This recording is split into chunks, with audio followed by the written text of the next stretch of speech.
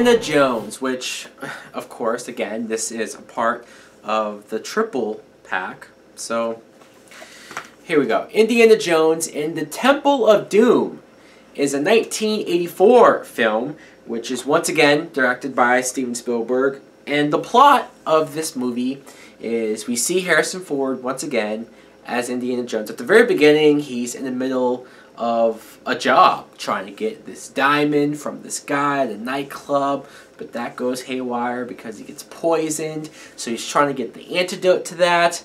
Him along with this girl who works there and this little Asian kid who was supposed to be like his getaway driver. Imagine that.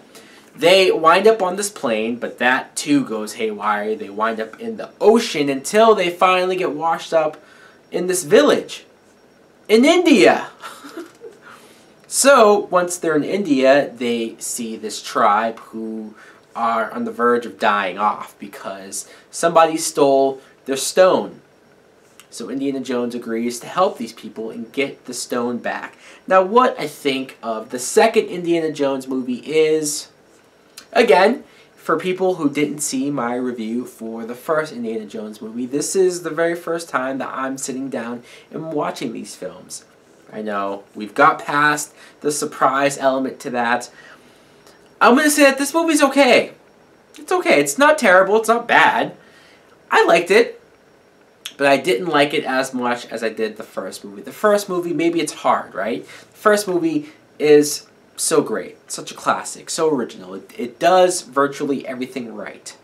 Where this movie sort of takes the direction of what I perceived in Indiana Jones Adventure, very dark and very different.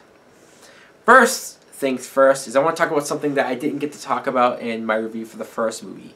George Lucas, who produced these movies, these are a Lucas film production, he didn't want Harrison Ford as Indiana Jones, which sounds mind-boggling, right? I mean, could you imagine anybody else playing this character? Not just that, but what does that say about George Lucas and his way of thinking? That he didn't think, I mean, it wasn't like he didn't think Harrison Ford was good enough.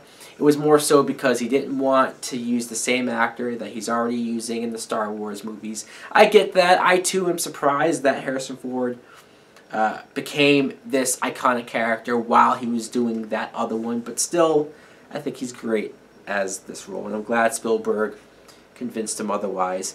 And this is also a prequel. This takes place, like, I think 4 or so years before the first movie, which I thought would be a bigger deal when I read that. But there's really no mention to it. If you're watching it, it's almost just like, here's a new standalone adventure with the character. You don't even need to know that's a prequel. Apparently they did that. The only reason why they did that was because they didn't want the Nazis to be the villain once again, which that too I appreciate. And also, this is a faster pace. I mean, as much as I say it's not as good as the first movie, it's never really slow. There's always, like, something crazy going on, and it's just sort of action after action, or crazy shit happening one after another. My biggest complaint, I guess, is the female lead. Willie Scott is the character's name. She's played by Kate Capshaw. I mean, I didn't have a problem with the actress, necessarily, but her character is terrible. All she is the woman who's there to scream, point, and be freaked out about everything. And sure, maybe you can't blame her, right? She's in this jungle-like environment, and there's flying vampire bats, there's animals, there's snakes, there's bugs. Hell, these Indian people, the food that they want her to eat is disgusting. There's even a point where they want her to eat monkey brains.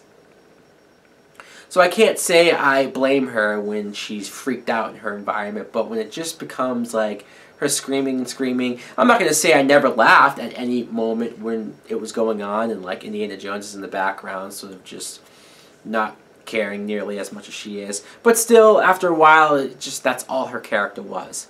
Luckily, she's attractive, so there's that.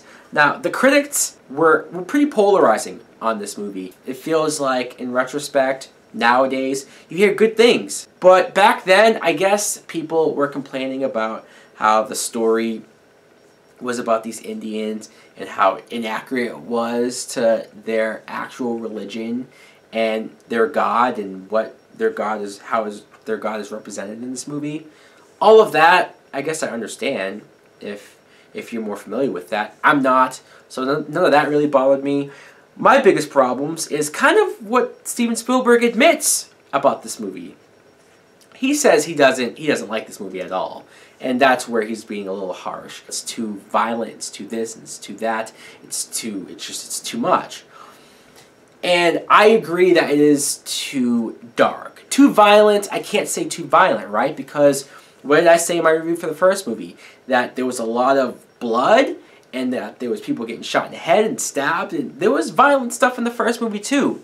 The difference here is that it's dark. The whole tone of the movie is dark. So when you add that with the violence, it all feels like this should not be PG. It shouldn't. In fact, I think this movie is the reason why the PG-13 rating did get created, because it's ridiculous to make this PG. The people who stole the stone of the village, you see it's like this cult group, and they're all for child slavery. They're stealing children from the village. They're human sacrificing people.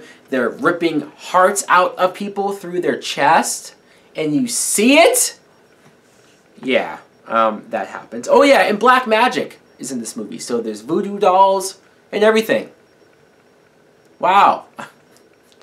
Now, again, I don't dislike this movie. I don't hate it. I don't fault it for trying something different. I can appreciate that. They didn't just sort of go through the same motions and events like the first movie. But still, it wasn't what I was expecting. It wasn't. Still okay, though. I still enjoyed it. Anyways, guys, let me know in the comments below, what do you think of the second Indiana Jones movie? Do you think it's too dark as well? Like, comment, subscribe. Later.